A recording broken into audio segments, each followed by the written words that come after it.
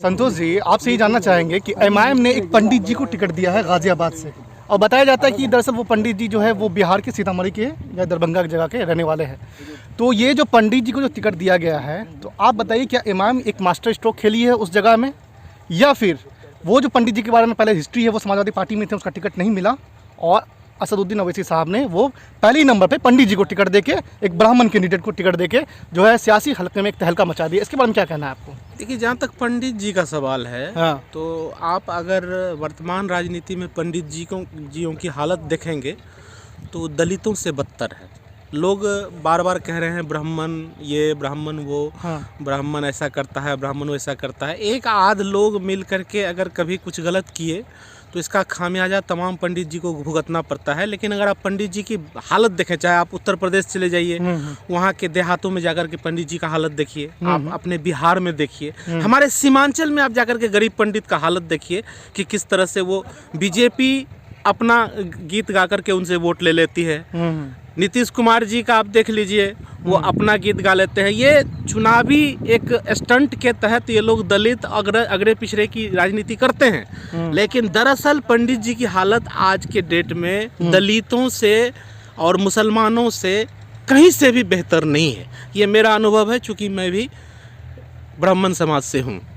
अब सवाल है कि ओवैसी साहब ने एक संदेश दिया है तमाम लोगों को कि जो लोग ये कहते थे कि भैया ये ऑल इंडिया मजलिस इत्तेहादुल मुस्लिमीन है, तो इसके तहत सिर्फ मुसलमानों के लिए बातें होती है, तो ऐसी बात नहीं है।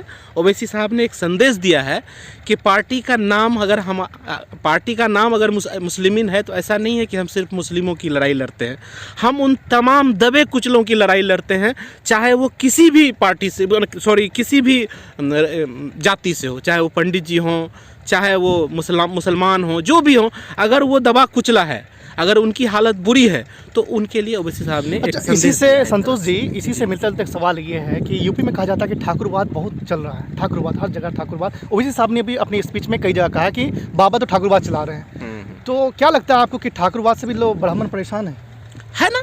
हाँ। अभी देखिए क्या होता है ना कि जो बड़े लोग हैं, जो ब्राह्मणवाद, आप जिसको ब्राह्मणवाद के नाम से जानते हैं, जो बड़े लोग हैं, जो छुआछूत के नाम पर किसी को सताते हैं, जो कि सभी लोगों को मालूम है गलत है, लेकिन उन्हीं ब्राह्मण के पास अगर कोई गरीब ब्राह्मण जिसके यहाँ की मतलब 2 जून की रोटी नहीं होती है, ऐसे लोग जब उन्हीं ब्राह्मणों के पास जाते हैं, उन्हीं ठाकुर के पास जाते हैं, तो उनके साथ भी वही सुलूक किया जाता है जो दलितों के साथ किया जाता है। मैं 100 उदाहरण ऐसे आपको पेश कर सकता हूँ अगर आप मेरे साथ जाएं। तो बात वो नहीं है जिसके तरफ बार बार दिखाया जा रहा है। और ओवैसी साहब ने जो कहा है उस ब्राह्मणवाद के खिलाफ कहा है, जो इस तरह का शोषण करते हैं दलितों का, या उन्होंने ठाकुरवाद के बारे में कहा। वही ठाकुरवाद, ब्राह्मणवाद, ये अग्री जातियों के तरफ से जो एक दमनकारी नीति चलाई गई है जो छोटे लोगों के साथ में। दरअसल ये दलित और ब्राह्मण की कोई बात नहीं है, ये बड़े और छोटे की बात है।